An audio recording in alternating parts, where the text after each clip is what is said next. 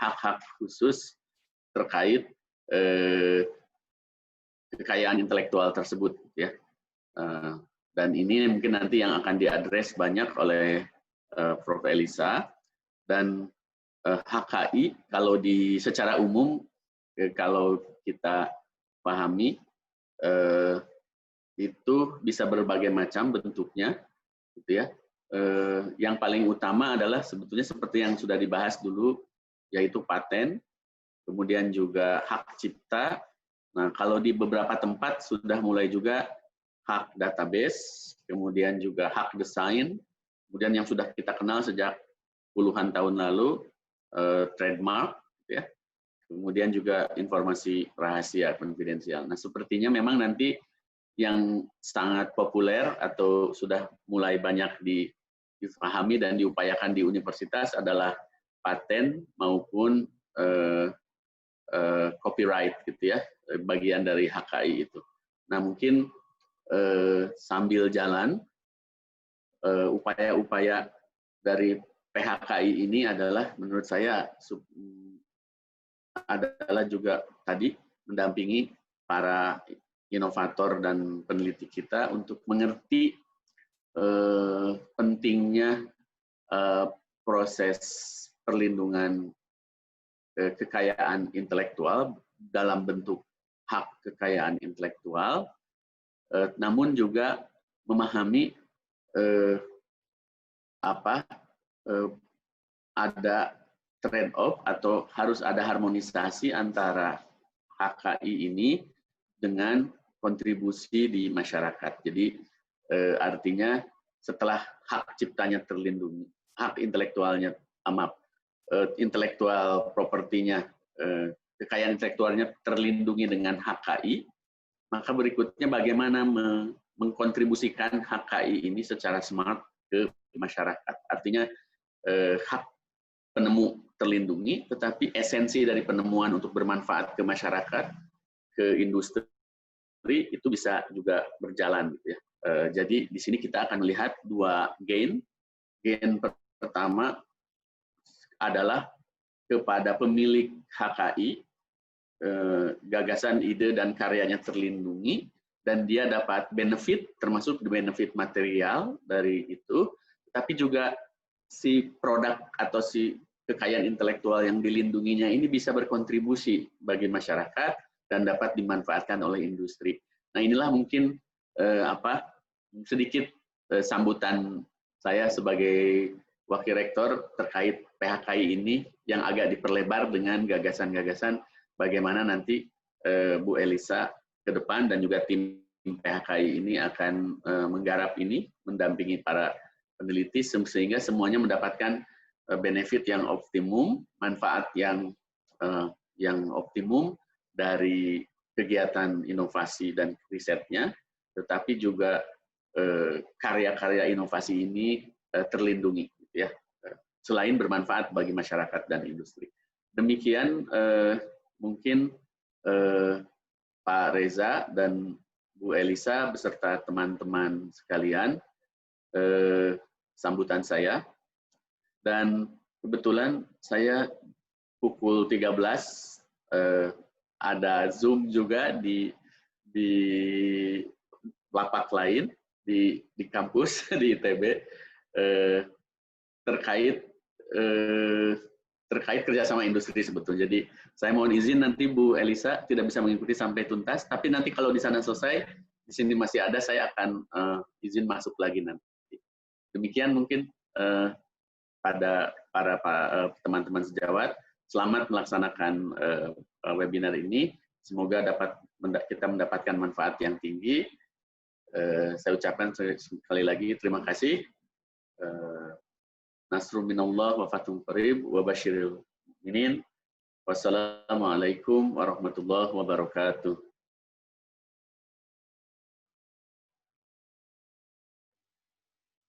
Waalaikumsalam warahmatullahi wabarakatuh. Terima kasih kepada Pak Wahyu Sri Kutomo, selaku Wakil Rektor dari Universitas Muhammadiyah Bandung. Semoga dengan rentetan acara Pusat HKI ini akan memberi fasilitas kepada para dosen supaya mendapatkan proteksi hukum terhadap kekayaan intelektual. Sebelum menginjak acara selanjutnya, saya ucapkan selamat datang kepada Bapak Ia Kurnia selaku Wakil Rektor Bidang 2. Selamat datang Pak Ia. Beginilah kondisi untuk Zoom meeting kali ini. Baik, daripada menunggu lama-lama, di sini sudah hadir Bu Prof. Eliza sebagai pembicara pada siang hari ini. Kepada Ibu Eliza, saya persilahkan.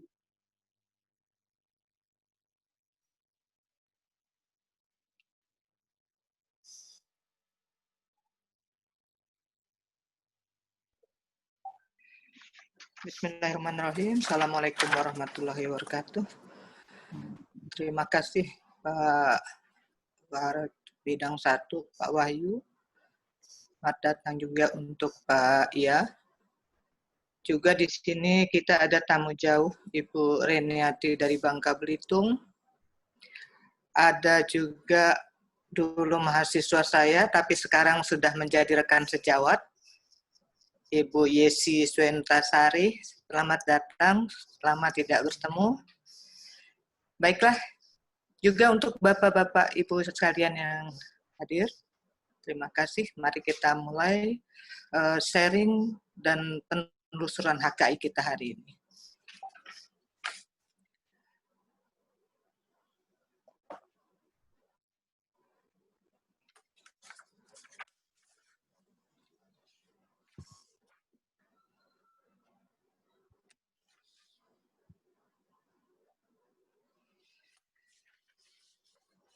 Baik, kalau kita bicara tentang kekayaan intelektual, artinya kita apa sebenarnya yang dimaksud dengan kekayaan intelektual tersebut? Kekayaan intelektual berarti hasil dari olah pikir otak manusia yang dapat menghasilkan suatu proses, produk, atau jasa yang berguna bagi manusia. Itulah yang kita kenal dengan ide kreativitas dan inovasi dari Bapak Ibu semuanya. Nah, dari kekayaan intelektual itulah kemudian akan dihasilkan dalam segi ilmu pengetahuan, teknologi, seni, dan sastra yang memiliki semuanya nilai kebaruannya. Nah, KI ini akan bermanfaat atau akan berdaya guna apabila dia mendapat perlindungan hukumnya. Ya, silakan Pak Reza. Kekayaan intelektual harus memperoleh perlindungan hukum. Kalau tidak, dia akan berhenti sampai di peneliti atau dari Bapak Ibu sendiri. Nah, perlindungan hukumnya ini kemana? Dengan cara mendaftarkan KI tersebut ke badan yang sudah ditunjuk oleh pemerintah, badan resmi. Ya. Kenapa harus didaftarkan? Negara atau pemerintah akan bisa melindungi KI Bapak Ibu apabila sudah didata atau sudah didaftarkan. Kalau tidak, berarti tidak ada yang bisa dilindungi dari KI tersebut. Nah, HKI itu adalah hak eksklusif dari negara yang diberikan kepada individu pelaku HKI sebagai penghargaan atas hasil KI-nya. Kalau Bapak Ibu tidak daftarkan, artinya negara juga tidak bisa melindungi kalau KI tersebut digunakan oleh pihak ketiga. Jadi kita tidak bisa menuntut. Nah, peranan HKI di sini berarti bisa kita lihat sebagai pendorong kemajuan iptek dengan inovasi-inovasi baru,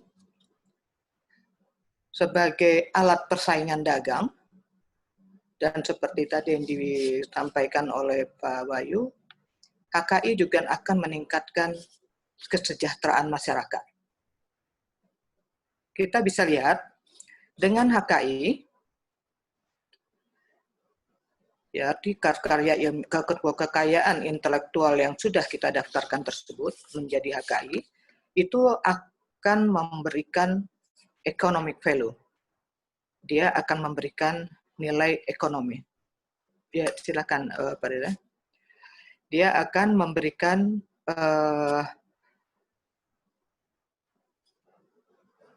nilai ekonomis atau akan menjadi aset bagi Bapak Ibu yang sudah memiliki HKI tersebut. Sebagai contoh kita lihat di sini, kenapa pengaruhnya menjadi sangat ekonomik. Kalau Bapak Ibu melihat botol aqua yang 1,5 liter dengan harga 5.800, kemudian ada satu lagi air mineral juga dengan kondisi sama 1,5 liter, tapi tidak diberikan label atau tidak diberikan merek, apakah Bapak Ibu akan membeli yang tidak ada label?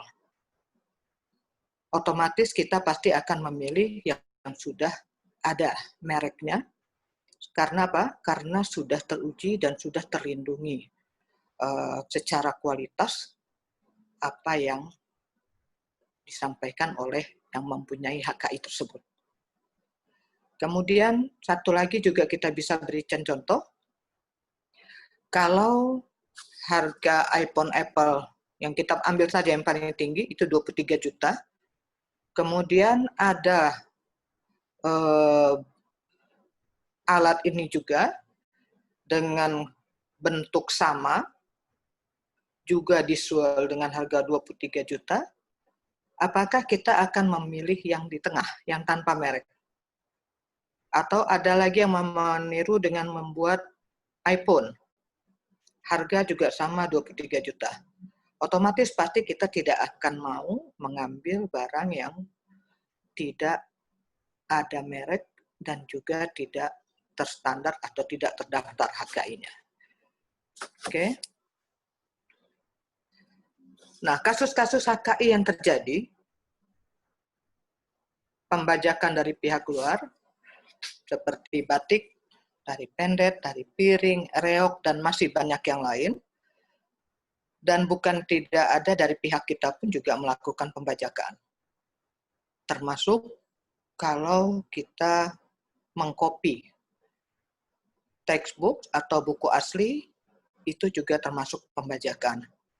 Insya Allah keluar dari sini, Bapak Ibu tidak ada lagi yang mengcopy buku-buku textbook sehingga mengambil yang aslinya. Nah, ini bisa ada kalau kita sudah daftarkan KI kita. Selagi itu belum didaftar, berarti itu milik umum. Siapa saja boleh. Apalagi kalau kita sudah publish, tapi tidak kita daftarkan.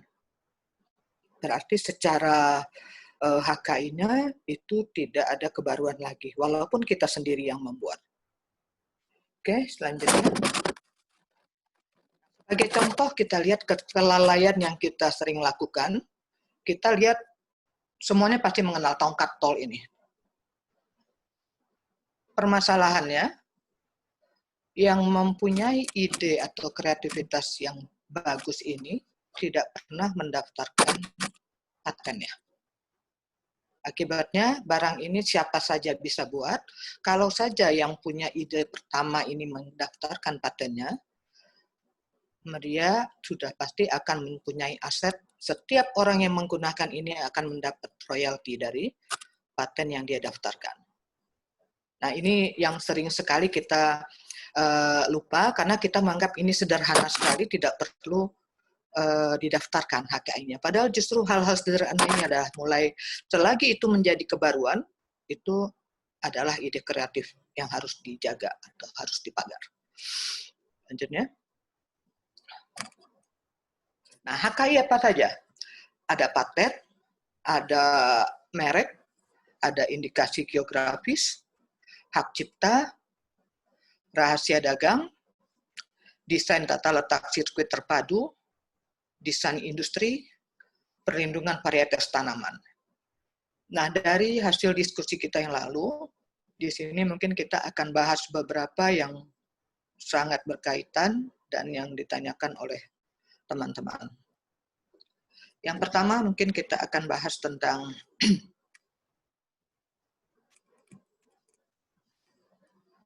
paten ya. Paten, konsep patentabilitasnya adalah kebaruan. Ya. Paten adalah suatu invensi dianggap baru jika pada tanggal penerimaan invensi tersebut tidak sama dengan teknologi yang diungkapkan sebelumnya. Nah, pengungkapan teknologi itu apa? Sesuatu yang telah diketahui publik, baik berupa tulisan, uraian lisan, peragaan, atau cara lain yang memungkinkan seseorang yang ahli untuk melaksanakan invensi tersebut sebelum tanggal penerimaan atau prioritas.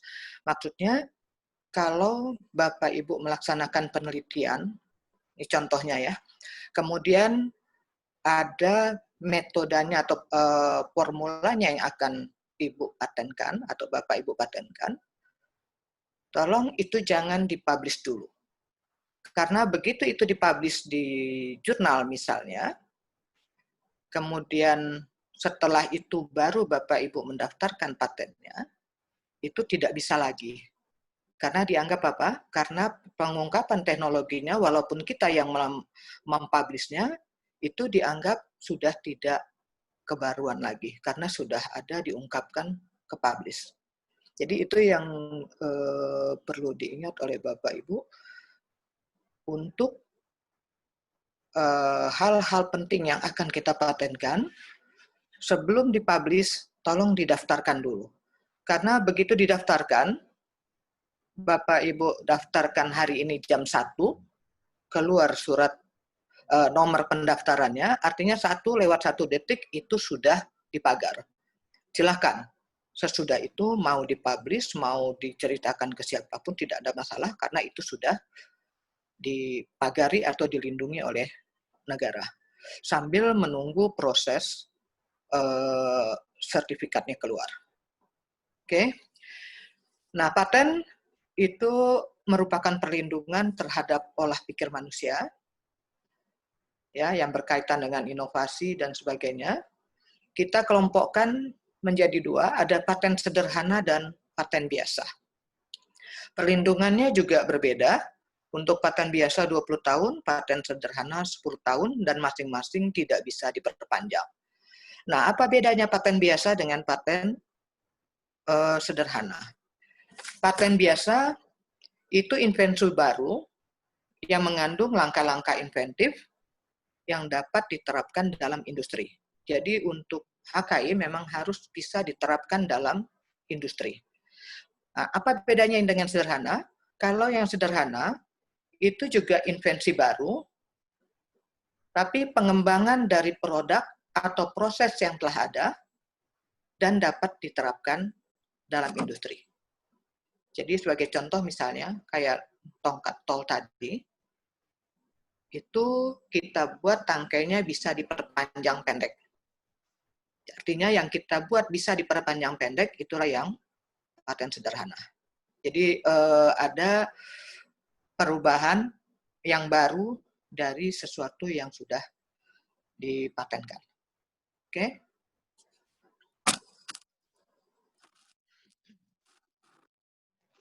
Kemudian kita lihat hak cipta. Hak cipta semua ekspresi dari olah pikir manusia, tidak termasuk ide atau gagasan, karena yang soal ini masuk di paten tadi. Hak didasarkan kepada originalitas karya dan keahlian kreatif seseorang. Jangka waktu perlindungannya 70 tahun. Nah, kita lihat apa saja yang masuk ke dalam hak cipta. Ada buku. Ya, silahkan dilanjutkan, Pak Duda. Jadi, mungkin dengan melihat daftar ini, Bapak Ibu bisa melihat mana yang akan di-HKI-kan. Karena ini semuanya harus dilindungi. Jadi buku, program komputer, sampai juga ceramah, kuliah, alat peraga, lagu dan musik, ya, dan sebagainya, sampai rekaman untuk suara pun juga itu bisa menjadi hak cipta. Nah, kemudian pertanyaannya, Banyak yang bertanya tentang buku. Kenapa? Buku kan sudah di ISBN-kan. ISBN betul, tapi hak ciptanya belum didaftarkan untuk perlindungan kepada penulisnya. Akibatnya apa? Kalau itu diperbanyak atau dikopikan oleh orang lain, kemudian dipakai, kita tidak bisa mengajukan keberatan karena kita tidak punya hak ciptanya. Mungkin itu, ya. Kemudian yang untuk selanjutnya tentang merek. Ya. Merek adalah hak eksklusif pemilik merek untuk menggunakan merek tersebut sendiri atau memberi izin pihak lain untuk menggunakannya. Ini menciptakan brand name. Jangka waktunya 10 tahun dan dapat diperpanjang. Nah, merek ini persyaratannya, silakan Perisa, ini memiliki tanda unik. Ya, bisa gambar, bisa logo, nama, kata, huruf, angka, susunan warna, atau kombinasinya. Dan fungsinya untuk membedakan barang atau jasa yang diproduksi dengan yang diperdagangkan. Ya. Nah, jenisnya ada merek barang, ada merek jasa, ada merek kolektif. Kalau merek barang, contohnya seperti tadi, ada Aqua, ada permen, misalnya Relaxa, itu merek barang. Kemudian kalau merek jasa, contohnya Garuda, itu masuk ke merek jasa. Nah, merek kolektif yang mana? Merek kolektif itu contohnya seperti rumah makan sederhana. Ya, dia punya merek kolektif yang bisa diberikan ke pihak lain yang dilakukan dengan nanti perjanjian kontrak dengan siapa yang memakai. Atau juga dengan Agung Podomoro Group misalnya. Itu juga merek kolektif. Ya, itu tentang merek. Jadi fungsi merek itu sangat penting dalam memasarkan produk yang kita hasilkan. Oke, selanjutnya. Kemudian indikasi geografis. Ini hanya bisa diajukan oleh komunal, tidak boleh oleh individu. Jadi masa pelindungan tidak terbatas sampai komoditi ini atau reputasinya dan kualitas barangnya hilang. Itu baru gugur. Contoh indikasi geografis di sini yang mengurus pertama kali indikasi geografis ini adalah kopi Arabica Kintamani Bali. Inilah yang mendapat indikasi geografis pertama di Indonesia. Nah, indikasi geografis ini masing-masing negara berbeda. Jadi kalau untuk di Eropa mungkin indikasi geografis hanya diberikan untuk anggur dan spirit. Tapi kalau di Indonesia itu semua bisa asal menyangkut daerah. Nah, permasalahan seringkali di sini karena seringkali akhirnya produk kita itu diambil di luar. Karena apa? Karena mereka menganggap itu bukan indikasi geografis. Jadi tergantung nanti perjanjian masing-masing negara. Oke. Kemudian ada desain industri. Ini merupakan penampilan dari suatu produk. Jadi misalnya bentuk botol supaya jadi dia di antara teknologi dan seni. Jadi gabungan dari dua itu. Gear tidak bisa kita masukkan di dalam desain industri. Desain industri ada keperpaduan antara teknologi dan art-nya. Jadi posisinya di tengah-tengah antara kedua bidang itu. Jadi seperti misalnya model lampu dari mobil itu bisa kita katakan itu desain industri. Ya, karena ada misalnya lampunya hologram tapi bentuknya ada, keindahannya ada di sana. Itulah yang desain industri. Nah, dari semua HKI yang ada ini, bagaimana cara kita meningkatkan jumlah HKI dari hasil inovasi kita? Nah, caranya adalah salah satunya adalah dengan meningkatkan publikasi ilmiah. Kenapa publikasi ilmiah? Karena sebelum mempublish karya intelektual Bapak Ibu, artinya Bapak Ibu harus mendaftarkan HKI-nya dulu. Baru publish. Publish gunanya apa? Supaya masyarakat luas mengenal, oh ini ada penelitian baru soal ini bisa kita terapkan. Karena kalau tidak Bapak Ibu daftarkan atau daftarkan HKI-nya sebelum publish, orang yang akan melihat hasil penelitian itu di karya ilmiah Bapak Ibu yang dipublish itu bisa memanfaatkan tanpa perlu izin atau membayar royalti ke siapa-siapa. Karena itu terbuka. Orang semua boleh ambil. Nah, apalagi dengan kondisi publikasi ilmiah sekarang yang sudah menggunakan electronic journal, sehingga jangkauannya sudah sangat luas. Seluruh dunia bisa dicapai. Nah, inilah nanti kaitannya dengan meningkatnya HKI, ini akan juga memberikan nilai ekonomis kepada si pemilik HKI tersebut. Oke.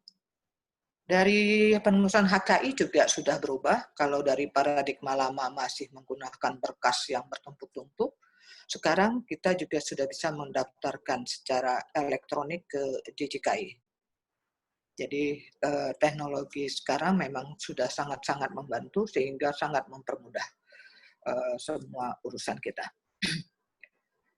Nah, kemudian artinya apa? Dalam satu karya ilmiah Bapak Ibu, itu bisa menghasilkan banyak kekayaan intelektualnya. Contohnya, misalnya Bapak Ibu membuat untuk Aqua saja, isi di dalamnya itu sudah bisa dipatenkan. Formulanya apa? Kemudian mereknya juga bisa, desainnya bisa. Jadi dalam satu produk itu akan banyak menghasilkan kekayaan intelektual yang bisa Bapak Ibu daftarkan sebagai HKI.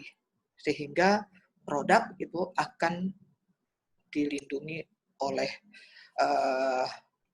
negara. Ya, jadi kalau satu produk memiliki 4 KI, artinya dari 4 KI ini, disitulah nilai value ekonomi Bapak Ibu akan diperoleh.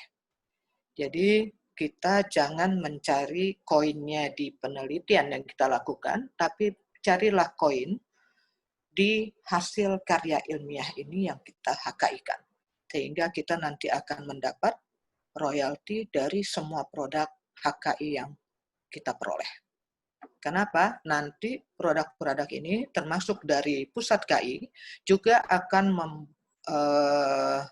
membuka jalan untuk mempublish ke industri dan membuat kerjasama dengan industri atau UKM dan masyarakat yang akan menggunakan produk-produk dari aktivitas akademika UMB yang sudah di-HKI-kan.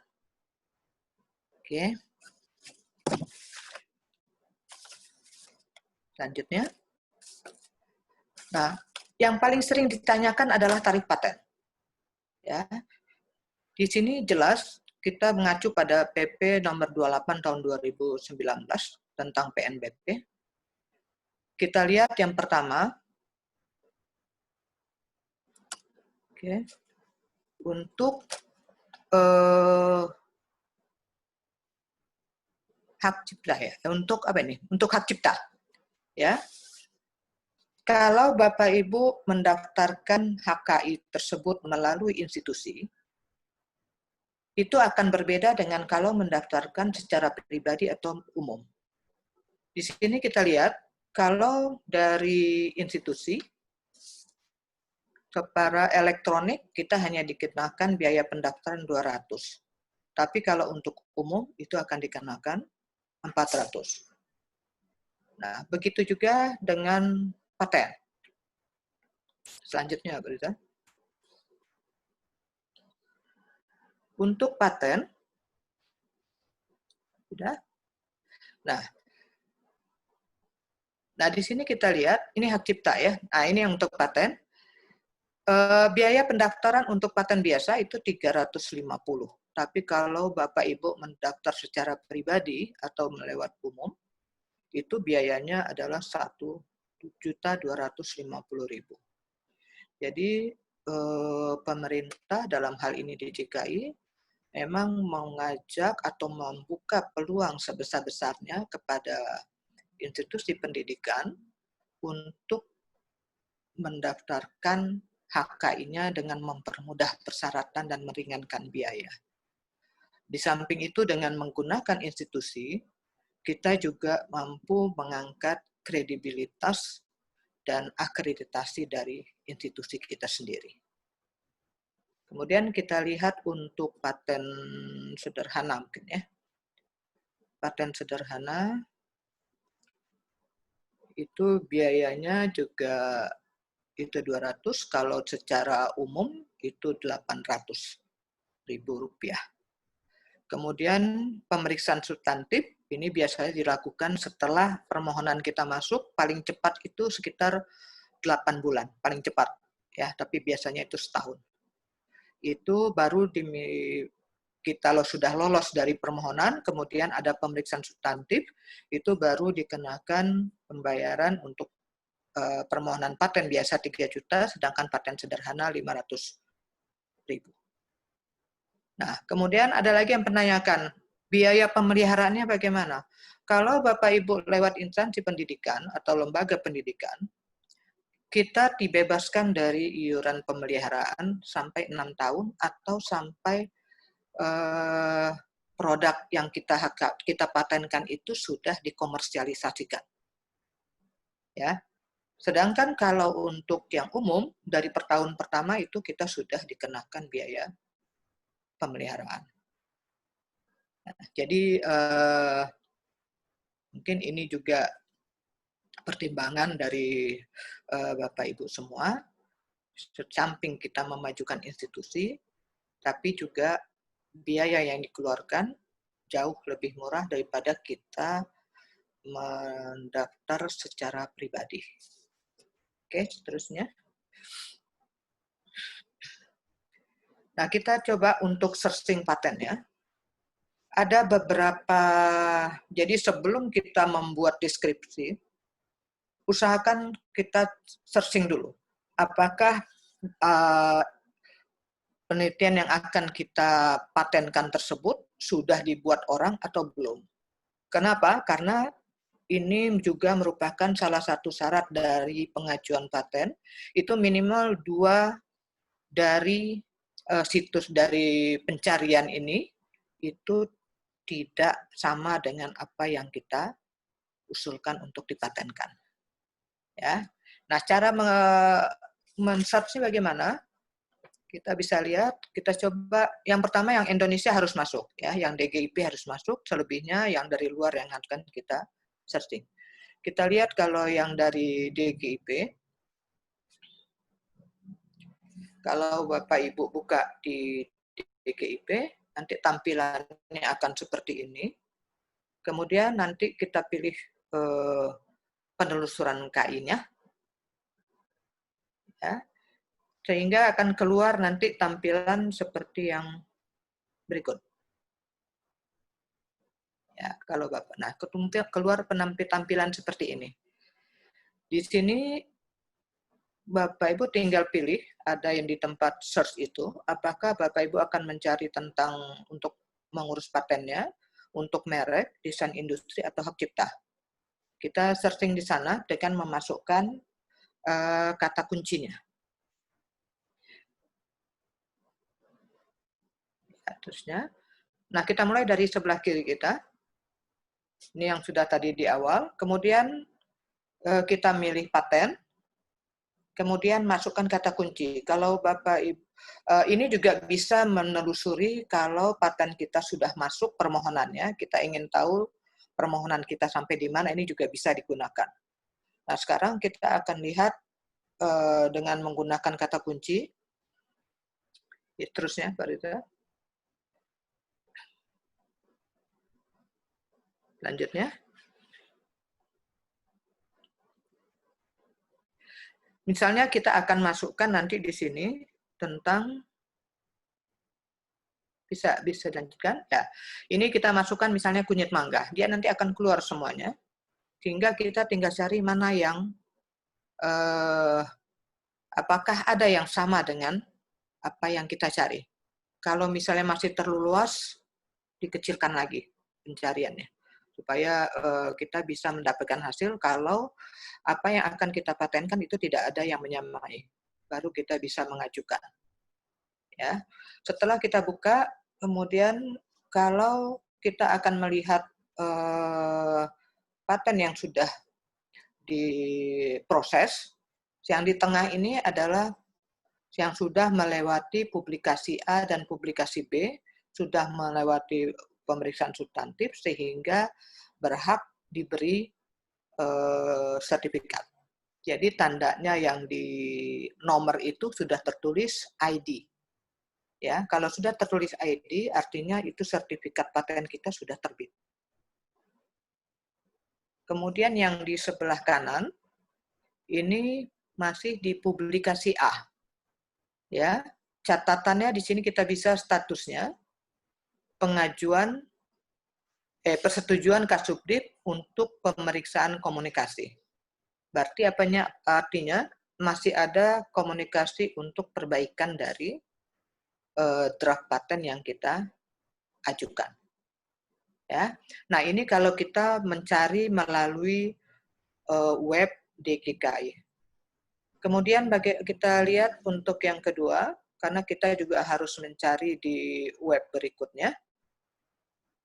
Silahkan, Pak Risa. Nah, ini kita ambil yang US punya. Kemudian nanti kita akan pilih Quick Search. Ya, begitu kita akan pilih Quick Search, kita tinggal masukkan kata kunci yang akan kita cari. Belum, masih di sana ada. Ya. Nah, masih di sini Quick Search. Nanti mungkin kalau ada waktu nanti bisa kita peragakan. Masukkan kata kuncinya di sana. Begitu itu tidak ada atau tidak ada yang sama, jangan lupa itu di screenshot dan di print. Karena itu harus dilampirkan nanti dalam pengajuan deskripsi paten kita. Ya. Nah, kemudian ada lagi yang menyampaikan kenapa kita tidak cari di Google paten ya. Coba selanjutnya Pak Riza. Nah, Advanced Patent Search dari Google. Kita bisa saja cari, hanya saja sama ini DJKI hanya mau menerima dari badan legal satu daerah, suatu negara. Ya, jadi tetap yang ditampilkan yang dianjurkan oleh DJKI, kita ikut yang di sana. Oke. Kalau kita lihat dari perusahaan paten untuk melihat apakah ada yang sama, silahkan saja. Tapi untuk data pendukung, kita tetap harus tambahkan yang badan legal dari negara yang resmi. Ya, mungkin itu yang bisa disampaikan saat ini. Silahkan untuk selanjutnya dikembalikan ke moderator.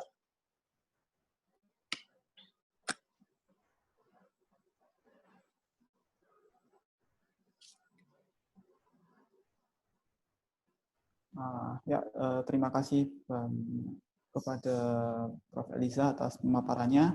Sungguh menarik sekali untuk materi pada siang hari ini.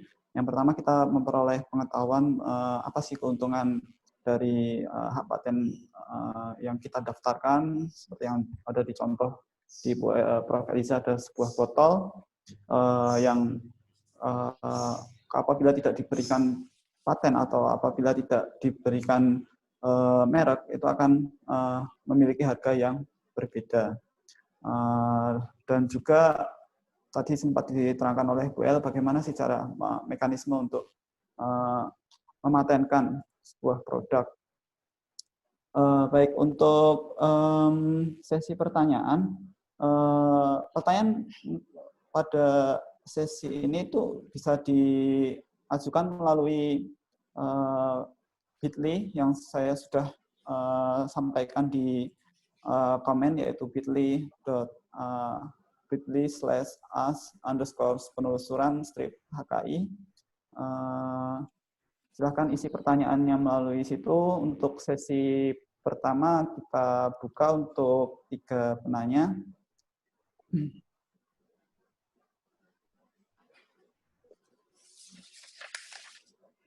Baik, ini dari apabila, pertanyaan yang masuk. Ya, kesempatannya buat Bu Elisa. Ini Ya. ada pertanyaan dari Bu Tri, program studi agribisnis Universitas Muhammadiyah Bandung. Di sini beliau bertanya, untuk modul praktikum yang dirancang mandiri oleh dosen itu apakah dapat di HKI-kan dan dokumen apa yang perlu disiapkan untuk submit. Kemudian yang pertanyaan yang kedua adalah HKI atau paten katanya bisa mendapatkan royalti. Apakah ini berlaku untuk semua usulan ataukah jenis tertentu saja? Lalu siapa yang memberikan royalti tersebut? Mungkin untuk pertanyaan pertama bisa dijawab terlebih dahulu. Ya. Bisa? Jadi baik Bu Tri, mungkin bisa ditampilkan yang hak cipta tadi, Pak Reza. Ya, ada daftar hak cipta. Jadi model praktikum bisa, ya, bisa didaftarkan HKI-nya. Bukan yang ada hak cipta, ya ini, yang sesudahnya, yang tabel, ya. Nah di sini modul masuk di sini. Ya, jadi semua hasil kekayaan intelektual yang berasal dari ide kreatif dan inovatif dari kita semua itu bisa di HKI-kan asalkan tidak ada yang ada nilai kebaruan. Kemudian itu bisa bermanfaat untuk masyarakat luas. Dan kalau untuk yang lain bisa diperbanyak secara skala industri. Itu persyaratannya. Karena apa tadi disampaikan? Karena dari HKI itu akan memberikan economic value untuk kekayaan intelektual kita. Ya, dengan mendaftarkan HKI artinya ada nilai ekonomi yang bermain di sana. Kita punya KI, kita daftarkan, itu nanti akan menjadi ladang koin untuk kita. Dari mana? Royalti kalau paten. Ya, royalti siapa yang memakai paten kita? Jadi biasanya kalau industri menggunakan produk kita, artinya ada koin yang harus dibayarkan sesuai kontrak yang akan kita buat nantinya. Ya, mungkin nanti ini akan kita bahas di pertemuan selanjutnya karena ini nanti untuk membahas berapa banyaknya itu juga perlu waktu satu lagi ya untuk menerangkannya. Jadi yang memberikan yang menggunakan.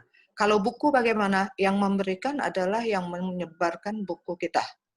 Jadi kalau kita buku itu dipegang oleh penerbit, kemudian dia distribusikan, semua hasil penjualannya itu ada di kontrak dengan penerbitnya, nanti ada hak kita berapa persen di situ.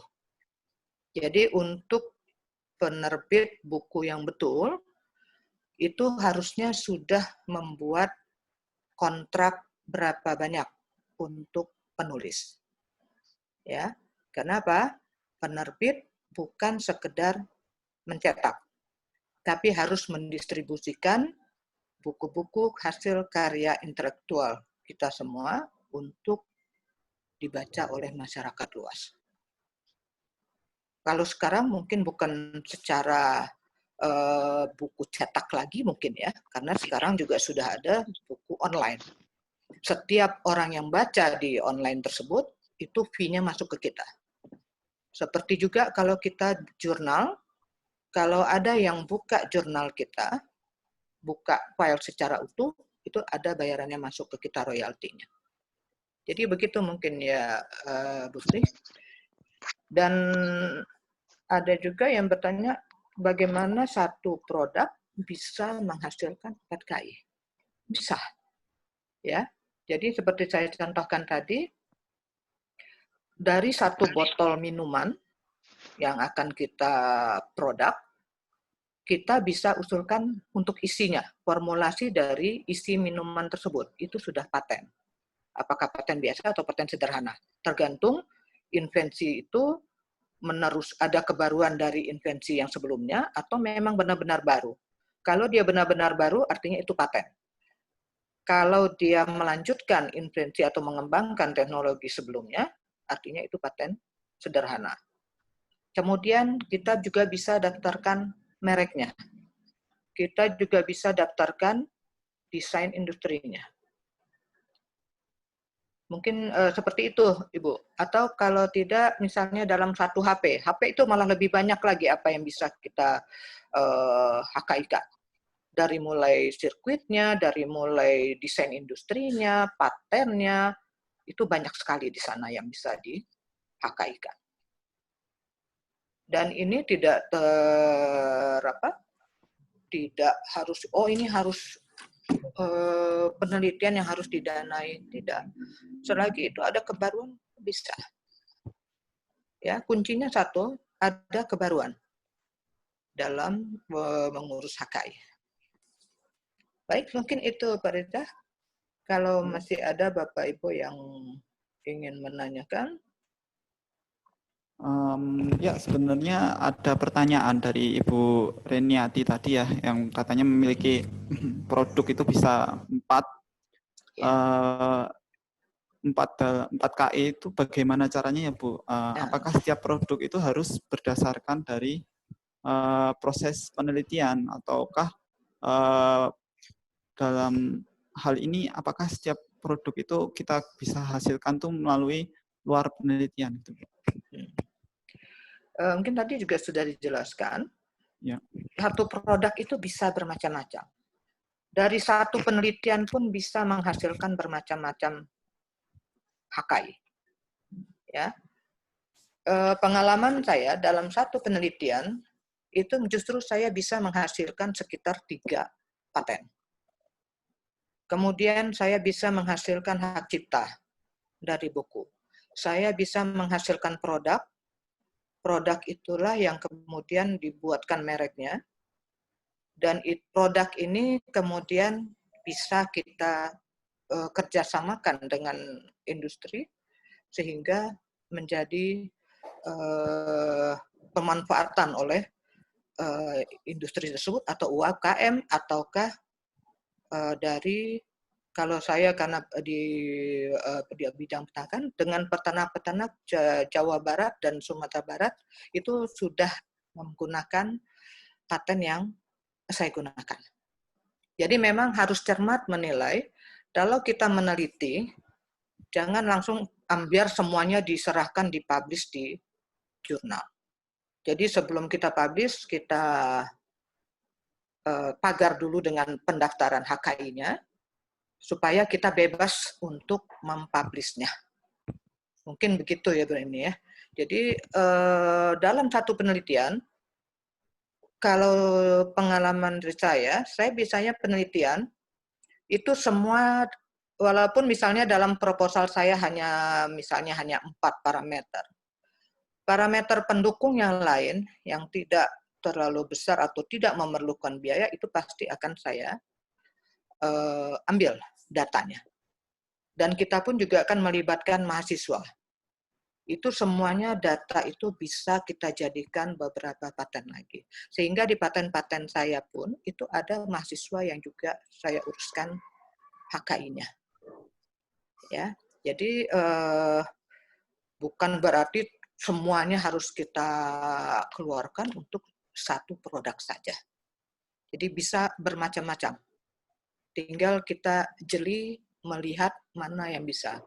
Dalam satu penelitian misalnya, formulasinya bisa kita, metodenya bisa kita patenkan. Kalau itu kebaruannya.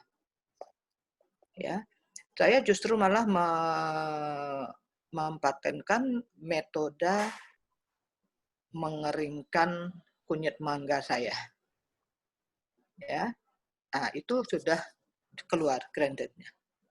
Hanya hal sederhana, tapi itu memang kebaruannya ada, sehingga disetujui. Kemudian dalam bentuk formulasinya menjadi suatu makanan. Itu juga kita daftarkan. Kemudian jadi produk, kita buatkan kemasannya, kita daftarkan lagi mereknya. Sudah jadi lagi satu HKI. Ya. Yang penting dalam paten, dia bisa diperbanyak dalam skala industri. Ya, jadi bisa diperbanyak tanpa mengurangi bentuk dan kualitasnya. Syaratnya hanya itu. Kalau dia tidak berbanyak, berarti kita tidak bisa ke paten, tapi ke apakah kita daftarkan mereknya, seperti itu. Ya, KI bisa dari luar penelitian, bisa, karena kalau KI kan bukan hanya sekedar hasil penelitian, toh. Model kita dalam pengabdian itu juga bisa kita patenkan. Saya mematenkan model pembangunan kawasan ekonomi masyarakat yang saya bangun. Nah, itu yang kemudian kita tawarkan ke BUMN, dan itu disetujui. Nah, itu saya dan teman-teman itu masih terikat kontrak sampai tahun 2024, kalau saya nggak salah. Ya, sudah hampir 15 tahun. Jadi dari sana nanti kita royaltinya dihitung dari penggunaan HKI kita oleh pengguna. Mungkin itu ya. Baik, terima kasih Prof. Eliza. Untuk sesi pertama masih ada slot untuk satu pertanyaan lagi. Mungkin bisa saya isi, Prof. Eliza, dengan satu pertanyaan yang mengganjal di pikiran saya itu, kalau kita ingin mematenkan sebuah produk yang dalam bentuk geografis, jadi seperti yang dicontohkan Ibu adalah kopi Kintamani ya, Bali Kintamani. Nah, kalau misalnya dalam kondisi COVID seperti ini, terus kita itu berhasil menemukan sebuah rempah-rempah ya, karena Indonesia itu adalah salah satu produksi rempah-rempah yang melimpah, dan rempah-rempah tersebut itu akhirnya bisa digunakan untuk menyembuhkan atau pencegahan untuk COVID-19 ini. Nah, pematenan untuk produk ini tuh sebaiknya masuknya kemana, Bu? Apakah nanti bisa melalui paten geografis karena ini memang spesial atau khusus rempah-rempah yang ada di Indonesia, atau mungkin ada proses HKI yang lainnya? Ya. Terima kasih, Bu. Kalau baik, Berita, indikasi geografis itu tidak bisa diajukan oleh pribadi, tapi merupakan kekayaan suatu wilayah yang harus dijaga.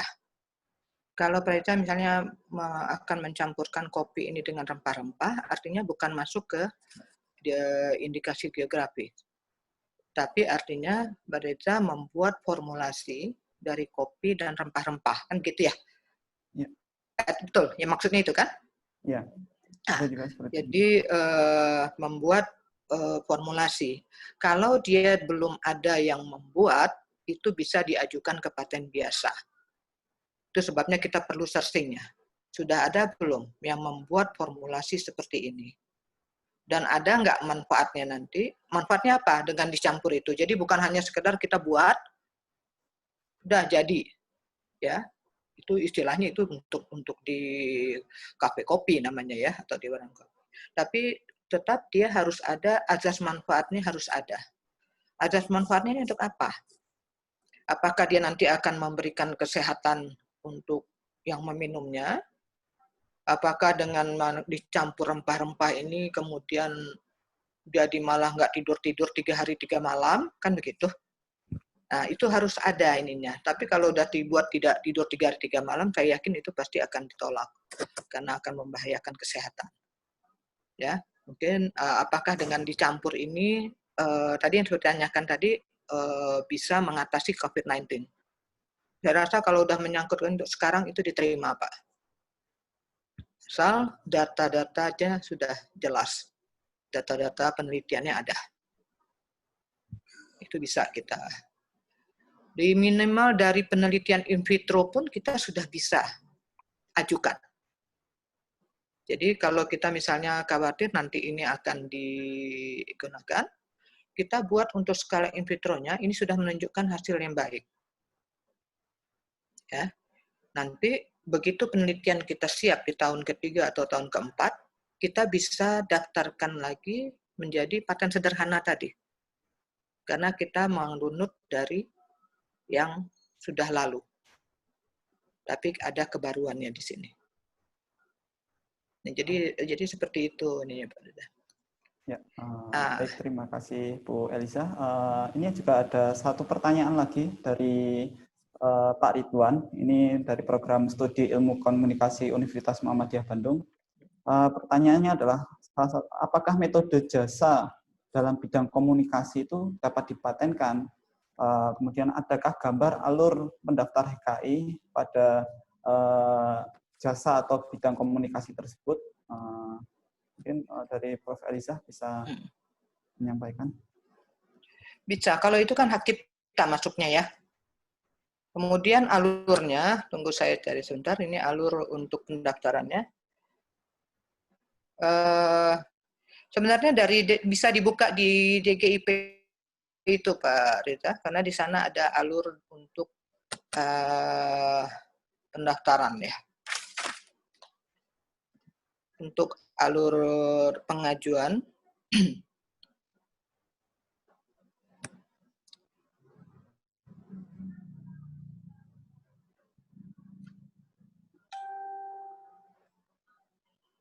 di bagian berandanya ini ya Bu ya. Kemudian kita cari di coba dilihat alur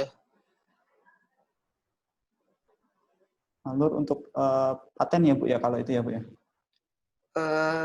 Akipta ya kalau itu. Cipta ya, betul. Kemudian ini prosedur dan diagram air untuk hak ciptanya, bisa diklik.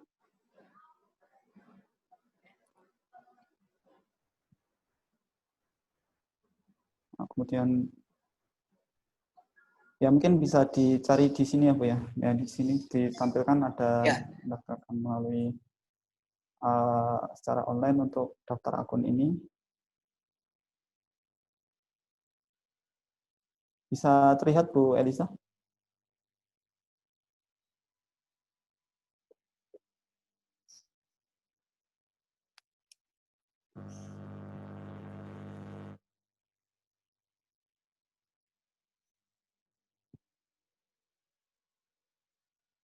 Oh ya,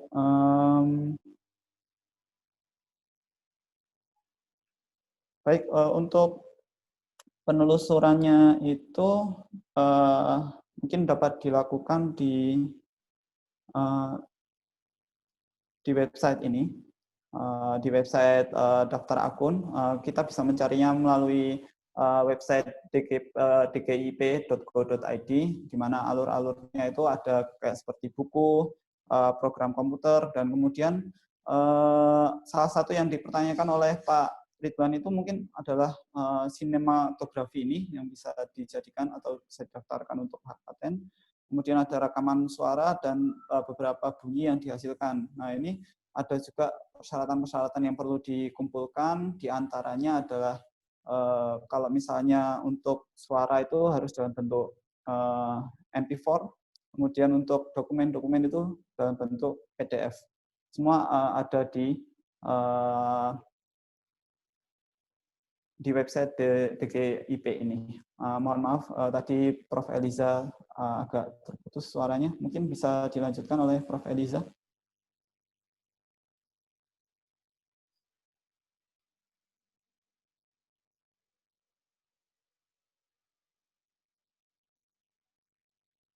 yang mengandung langkah-langkah inventif yang dapat diterapkan dalam industri. Itu pembatasannya seperti itu. Jadi kalau yang seperti Pak Ridwan sampaikan tadi, saya menilai itu masuknya di hak cipta. Ya, karena kita lihat di sana itu kan rekaman video ya atau modul. Karena ini nggak masuk di daftar pertanyaan. Untuk ini cuman metode jasa dalam bidang komunikasi. Nah, iya. Jadi kalau untuk jasa, kecuali mungkin dirubah jasa, metode jasa itu kita kan nggak bisa kembangkan dalam skala industri sepertinya ya. Jadi kita balik lagi ke definisi paten tadi. Dia ada langkah inventifnya yang bisa dikembangkan skala industri.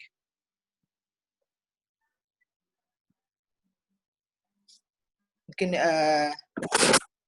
itu yang bisa disampaikan Pak Ida. Ya Bu. Berhubung tidak ada pertanyaan lagi, atau mungkin ini ada saya satu lagi, masih ada satu lagi. Apakah paper yang sudah publish masih dapat didaftarkan hak paten? Nah, itu yang disebutkan tadi. Ya. Mulai dari sekarang, daftar dulu HKI-nya, baru publish. Ya.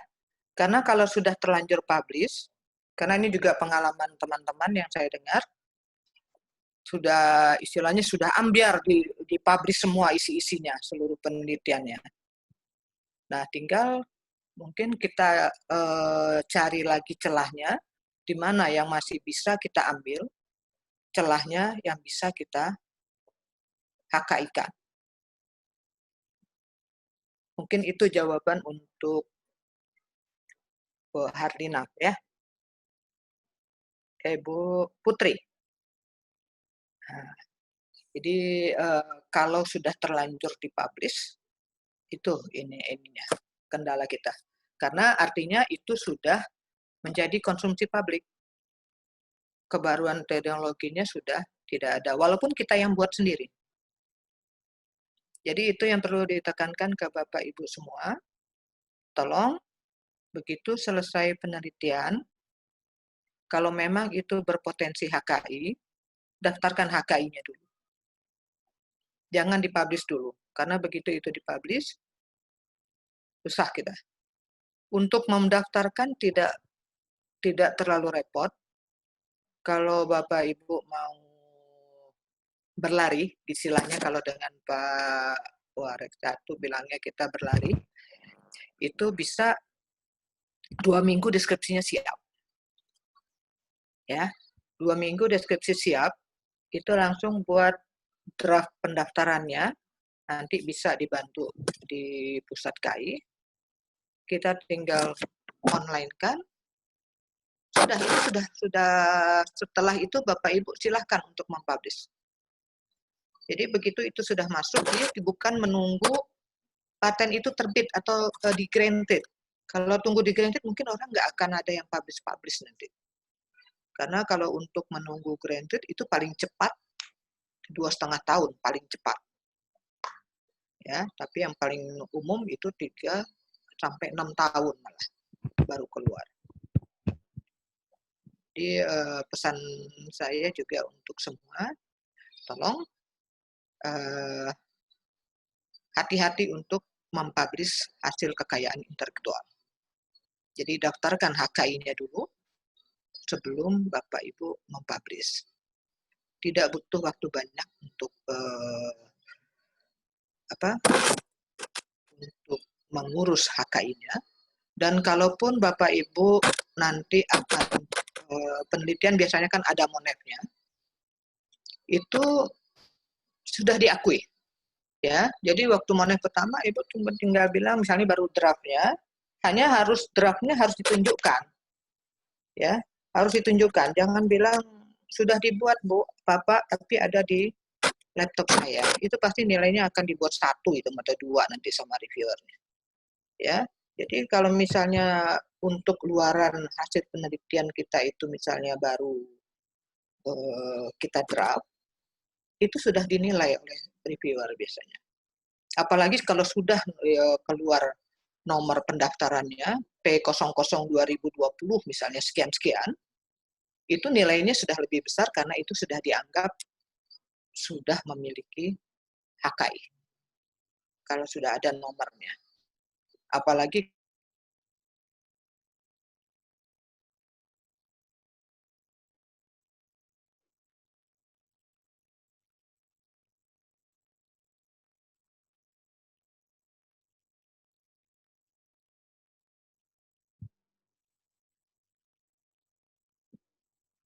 Ya, mungkin kondisi di tempat Prof. Eliza. Bisa dilanjut, Prof. Eliza?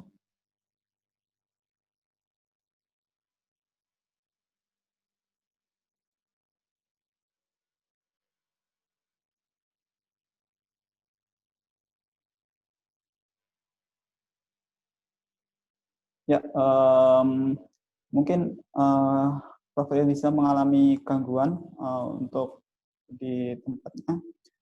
Mungkin saya hanya menyampaikan salah satu dalil yang ada di dalam Al-Quran, yaitu pada surat An-Nisa ayat 29 yang menyatakan ya ayyuhallazina amanu la sa'kulu amwalkum bainakum bil batili illa an takuna tijaratan antarodin innakum.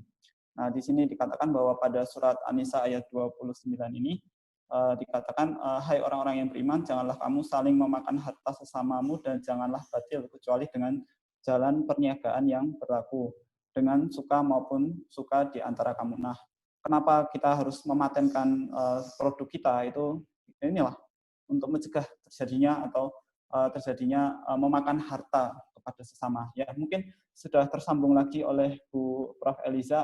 Ada yang mau ditambahkan lagi, Prof. Eliza?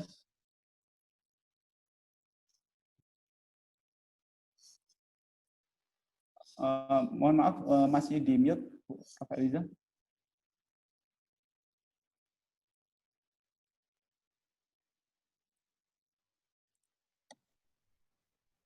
Ya, sudah ya, Bu Eliza. oke.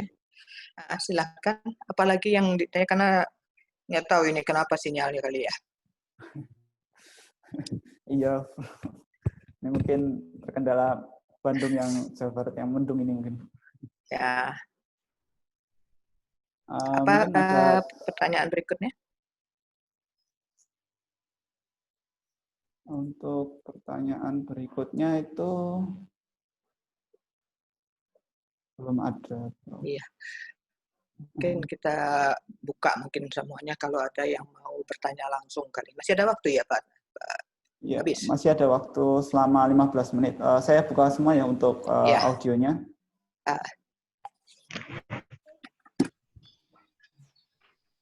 Mungkin apabila ada yang bertanya langsung.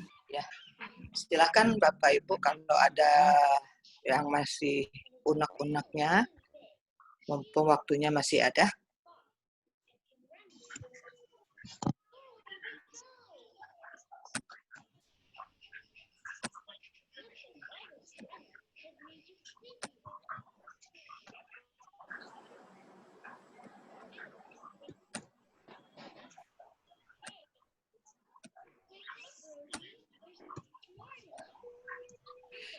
Jadi kembali lagi Ibu ingatkan, semua kekayaan intelektual dari ide kreatif, dari ide kreativitas, inovasi, itu semuanya bisa kita HKI-kan. Buku-buku pun yang sudah ber-ISBN itu bisa di-HKI-kan. Untuk apa? Untuk melindungi hak cipta dari karya kita. Ya, karena apa? Kalau Bapak Ibu lihat di halaman awal, pencetakan pasti akan menulis hak cipta ada pada penulis. Sebabnya kita urus itu. Kemudian ada yang nyatakan, oh untuk naik pangkat hanya ISBN saja cukup. Betul. Ya. Hanya yang disampaikan HKI ini lebih untuk meningkatkan nilai ekonomis kita. dari KI yang sudah kita kerjakan. Ya, jadi kita bisa mendapatkan economic value dari karya ilmiah yang kita punya dengan mendaftarkannya ke HKI. Sehingga karya cipta yang Ibu Bapak kerjakan selama bertahun-tahun, dari misalnya membuat buku kan bukan artinya siap semalam kan. Membuat buku pasti perlu tenaga ekstra dan perjuangan supaya itu jadi sebuah buku. Nah, karya inilah yang harus kita lindungi. Ya, kita harus lindungi sehingga kalaupun nanti Bapak Ibu akan mencetak buku, tolong dibuat kontrak perjanjiannya yang jelas karena ada royalti di sana. Nah, Pusat Kekayaan Intelektual nanti akan bantu itu untuk menyiapkan, untuk melindungi seluruh kekayaan intelektual Bapak Ibu. Ya, jadi fungsi kami di sini bukan hanya sekedar konsultasi, tapi juga memberikan bantuan untuk publish KI tersebut ke pihak luar atau pihak pengguna, kemudian mengatur kerjasamanya dan juga mengatur kalau karya ilmiah atau HKI Ibu Bapak digunakan oleh pihak investor, kita akan siapkan perjanjiannya secara legal. Ya, jadi untuk semua HKI. Jadi mungkin itu yang Ibu pesankan di akhir waktu kita.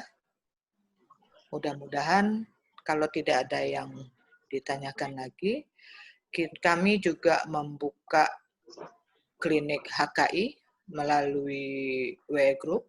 Mungkin nanti bisa menghubungi pusat KI, siapa yang ingin bergabung untuk berkonsultasi atau menanyakan hal-hal yang terkait dengan HKI. Dari klinik HKI ini pun juga nanti akan dipecah menjadi ada klinik untuk konsultasi atau FGD dengan UKM atau dengan jadi berbeda nanti dengan yang kita kerjasamakan adalah perjanjian HKI-nya.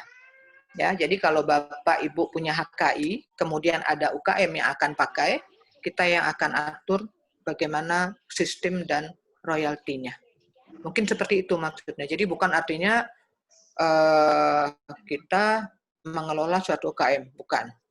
Ya, tapi mengelola HKI yang digunakan oleh investor, apakah itu industri, ataukah itu masyarakat umum, ataukah UKM dan lain sebagainya. Pokoknya yang memanfaatkan HKI tersebut. Oke. Diskusi tentang HKI akan terus kita buka. Kalau untuk agenda hari Kamis ini, bulan Mei ini, hari Senin nanti kita tentang penelitian berpotensi HKI. Kemudian tanggal 16-nya nanti tentang mendaftarkan hak cipta melalui buku yang BSBN. Nah, di luar itu selanjutnya kita akan tetap buka klinik HKI. Jadi ada klinik HKI nanti, yang nanti akan kita bagi lagi menjadi kamar-kamar kecilnya. Ada nanti untuk paten, karena untuk paten memang untuk membuat draft terpaten memang butuh energi. Tidak sama dengan membuat HKI yang lain. Jadi harus dibuat bahasa hukumnya dengan sebaik-baiknya. Karena kita merangkum seluruh materi penelitian kita hanya dalam maksimal 10 lembar, paling banyak itu. Dan semua harus lengkap diajukan di sana. Baik, moderator, saya kembalikan ke moderator. Ya, terima kasih banyak kepada Prof. Eliza. Alhamdulillahirabbil alamin. Pertanyaan-pertanyaan masuk kita tampung di pusat HKI sebagai pengembangan kita juga. terima kasih kepada para audiens yang sudah memberikan pertanyaan pada sesi ini. Dan alhamdulillah sesi demi sesi itu sudah kita lalui dengan lancar. Mungkin bisa dicukupkan sekian saja karena waktu sudah mendekati pukul 2:30 sore. Kita perlu mempersiapkan banyak hal untuk buka berpuasa atau mungkin kita akan mempersiapkan sholat asar. Baik, kalau tidak ada pertanyaan, mari kita tutup. Mari kita tutup acara diskusi ini melalui Zoom meeting ini dengan membaca alhamdulillahirabbil alamin. Terima kasih telah mengikuti acara ini dengan tertib. Mohon maaf apabila terdapat kesalahan dari saya selaku moderator. Selamat menunaikan ibadah puasa. Billahi taufik walhidayah. Wassalamualaikum warahmatullahi wabarakatuh. Waalaikumsalam. Terima kasih Prof. Eliza. Ya, sama-sama. Salam untuk Bangka Belitung, salam untuk Ananda Yesi di Padang, mahasiswa saya. Iya. Assalamualaikum, terima kasih banyak ya. Sama-sama Bu. Ya.